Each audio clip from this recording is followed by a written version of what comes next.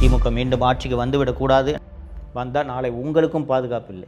காவல்துறை உங்களை எல்லாம் வேட்டையாடும் என்பதை நீங்கள்.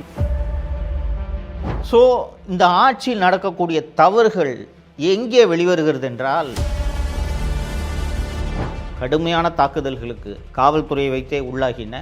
அதில் ஒரு முக்கியமான சேனல் எதுன்னா வார் ரூம் அஃபிஷியல் அப்படின்ற யூடியூப் சேனல். சென்னை உயர்நீதிமன்றத்தில் பல்வேறு பொதுநல வழக்குகளை தொடுத்தவர் தான் இந்த ஆராய்ச்சி.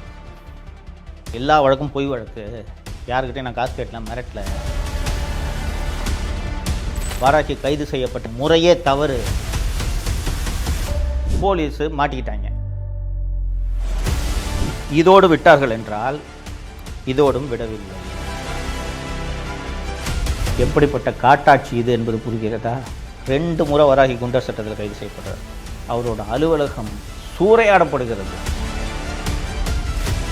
வராகி செஞ்ச ஒரே குற்றம் என்ன?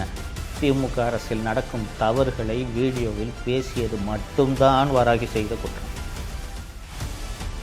தமிழக முதல்வரின் உத்தரவில் தான் இதெல்லாம் நடந்து கொண்டிருக்கிறது.